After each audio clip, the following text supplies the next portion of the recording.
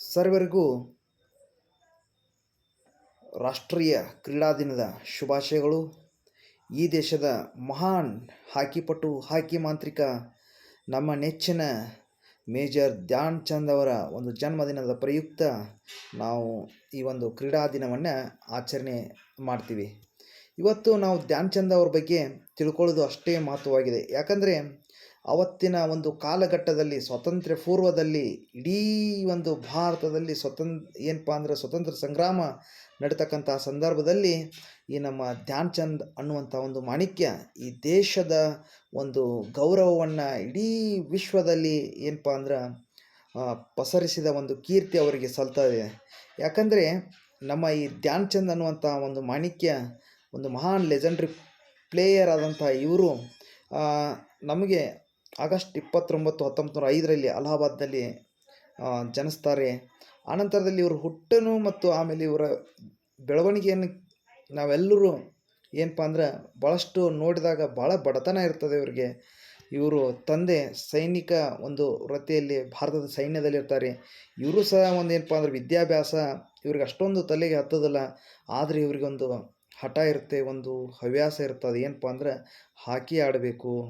ಒಂದು ಹಾಕಿಯನ್ನು ಆಡ್ತಾ ಬೆಳೆದಂಥ ಈ ಹುಡುಗ ಇವನು ಒಂದು ಸಣ್ಣ ಒಂದು ನೌಕರಿಯನ್ನು ಒಂದು ಸೈನ್ಯದಲ್ಲಿ ಸಿಪಾಯಿಯಾಗಿ ತೆಗೆದುಕೊಳ್ತಾರೆ.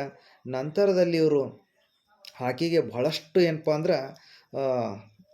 ಈ ಒಂದು ಕೌಶಲ್ಯವನ್ನು ಕರಗತ ಮಾಡಿಕೊಳ್ಳಲು ಅವರು ಒಂದು ಜೊತೆಗಾರರು ಹೇಳ್ತಿರ್ತಾರೆ. ಯಾಕಂದರೆ ಇವರಿಗೆ ಧ್ಯಾನ್ ಸಿಂಗ್ ಅನ್ನುವಂಥ ಹೆಸರು ಇರ್ತದೆ ಮೊದಲು. ಬಟ್ ಆದರೆ ಇವರು ಈ ಬೆಳಗಿದ್ದಾಗಷ್ಟೇ ಹಾಕಿ ಆಡ್ತಿರಲಿಲ್ಲ.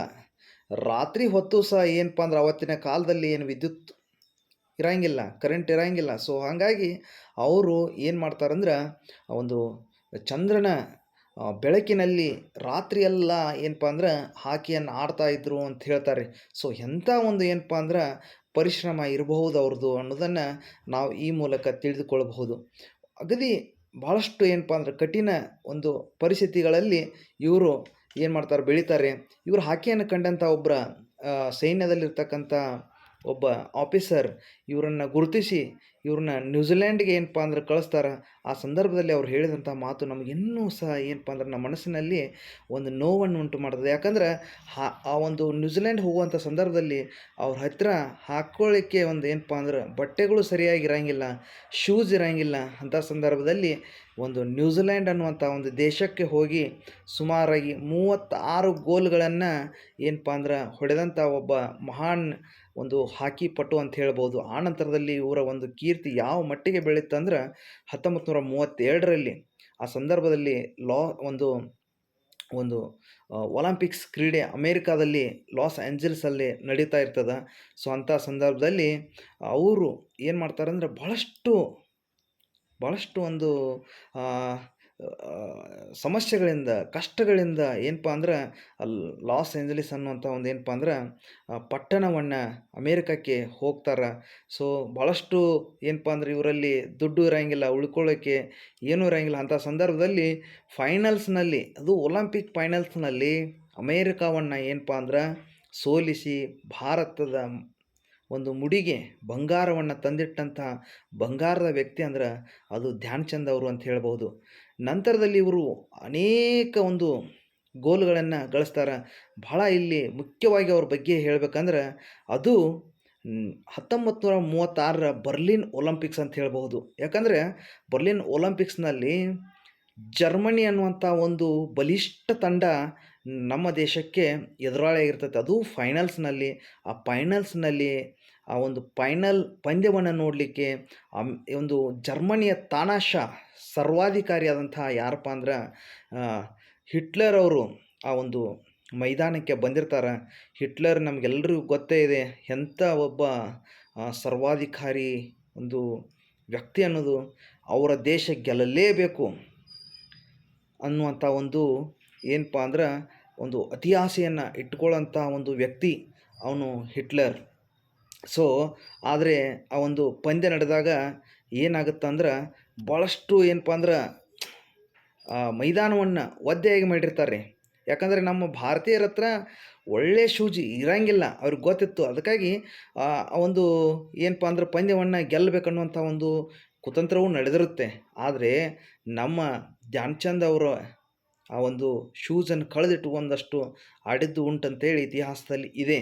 ಸೊ ಅವರು ಆ ಪಂದ್ಯದಲ್ಲಿ ಹೆಂಗೆ ಆಡ್ತಾರೆ ಅಂದರೆ, ಯಾರಿಗೂ ಒಂದು ಏನಪ್ಪ ಅಂದ್ರೆ ಜರ್ಮನಿ ಆಟಗಾರರಿಗೆ ಬಾಲನ್ನೇ ಕೊಡಂಗಿಲ್ಲ.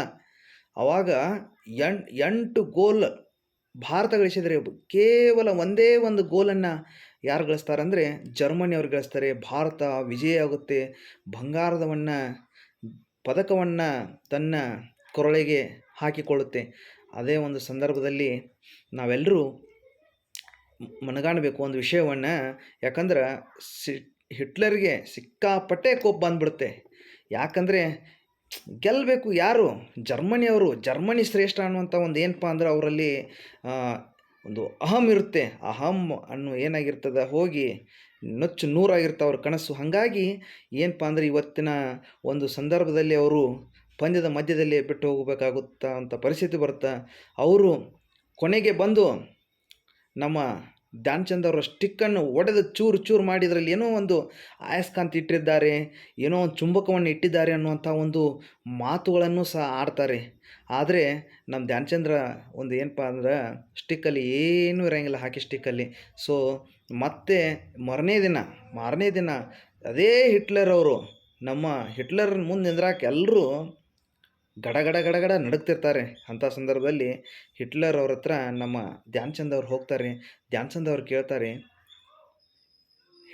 ಧ್ಯಾನ್ ಚಂದ್ ಅವ್ರನ್ನ ಹಿಟ್ಲರ್ ಅವ್ರು ಕೇಳ್ತಾರೆ ಏನಂತ, ನಿಮ್ಮ ದೇಶದಲ್ಲಿ ನಿಮ್ಮ ಸೈನಿಕ ಒಂದು ಏನಪ್ಪ ಅಂದ್ರೆ ಸೈನ್ಯದಲ್ಲಿ ಯಾವ ವೃತ್ತಿಯನ್ನು ಕೊಟ್ಟಿದೆ? ಲಾನ್ಸ್ ನಾಯಕ್ ಅಂತ ಹೇಳ್ತಾರೆ ಅವರು. ಲಾನ್ಸ್ ನಾಯಕ್ ಅವರು ಹಿಟ್ಲರ್ ಅವ್ರು ಮರು ಉತ್ತರ ಕೊಡ್ತಾರೆ, ನನ್ನ ದೇಶದ ಸಿಟಿಜನ್ಶಿಪ್ ತಗೋ, ನಮ್ಮ ದೇಶಕ್ಕೆ ಬಂದುಬಿಡು, ಸೈನ್ಯದಲ್ಲಿ ನೀನು ಏರ್ ಫೀಲ್ಡ್ ಮಾರ್ಷಲ್ ಆಗಿ ಮಾಡ್ತೀನಿ, ಸೈನ್ಯದ ಮುಖ್ಯಸ್ಥನಾಗಿ ಮಾಡ್ತೀನಿ ಅಂತ ಹೇಳ್ತಾರೆ. ಯಾರಾದರೂ ಇವತ್ತಿನ ದಿನಮಾನಗಳಲ್ಲಿ ಇದ್ರಂದ್ರೆ ಮೊದಲೇ ಗಂಟು ಮುಟ್ಟಿ ಕಟ್ಕೊಂಡು ಹೋಗಿಬಿಡ್ತಿದ್ರು ಜರ್ಮನಿಗೆ. ಯಾಕಂದ್ರೆ ಅರಮನೆಯಲ್ಲಿ ಆರಾಮ ಏನಪ್ಪ ಅಂದ್ರೆ ಸುಖ ವೈಭೋಗದಿಂದ ಇರ್ತಕ್ಕಂಥ ಒಂದು ಏನಪ್ಪ ಅಂದ್ರೆ ಅವರಿಗೆ ಅವಕಾಶ ಇತ್ತು. ಆದರೆ ನಿಜವಾದಂತಹ ದೇಶಭಕ್ತ ಅಂದರೆ ಅದು ಧ್ಯಾನ್ ಚಂದ್ ಮರು ಉತ್ತರ ಕೊಡ್ತಾರೆ, ನಾನು ನನ್ನ ದೇಶವನ್ನು ಬಿಟ್ಟು ಬೇರೆ ಯಾವ ದೇಶಕ್ಕೂ ಆಟ ಆಡುವುದಿಲ್ಲ, ನನ್ನ ದೇಶವೇ ನನಗೆ ಮುಖ್ಯ ಅಂತ ಹೇಳಿದಂಥ ಮಹಾನ್ ವ್ಯಕ್ತಿ ಯಾರಪ್ಪ ಅಂದ್ರೆ ಧ್ಯಾನ್ ಚಂದ್. ಇವರು ಜೀವನದಾದ್ಯಂತ ಸುಮಾರು 400 ಗೋಲ್ಗಳನ್ನು, ಹಾಕಿ ಗೋಲ್ಗಳನ್ನು ಅವತ್ತಿನ ಸಂದರ್ಭದಲ್ಲಿ ಗಳಿಸ್ತಾರೆ. ಏನಪ್ಪ ಅಂದ್ರೆ ಅವತ್ತಿನ ಒಂದು ಏನಪ್ಪ ಅಂದ್ರೆ ಇವರು ಸೂಪರ್ ಸ್ಟಾರ್ ನಕ್ಷತ್ರ ಅಂತ ಹೇಳ್ಬೋದು. ಇವ್ರನ್ನೇ ನೋಡೋಕೆ ಲಕ್ಷಾಂತರ ಜನ, ಸಾವಿರಾರು ಜನ ಮೈದಾನಕ್ಕೆ ಬರ್ತಿರ್ತಾರೆ. ಅವತ್ತಿನ ಸಂದರ್ಭದಲ್ಲಿ ಭಾರತದ ಹಿರಿಮೆಯನ್ನು ಒಬ್ಬ ಏನಪ್ಪ ಅಂದ್ರೆ ಎತ್ತಿ ಹಿಡಿದಂಥ ಮಹಾನ್ ವ್ಯಕ್ತಿ, ಅವರ ಪಟ್ಟ ಪರಿಶ್ರಮ, ಅವರ ಒಂದು ಏನಪ್ಪ ಅಂದ್ರೆ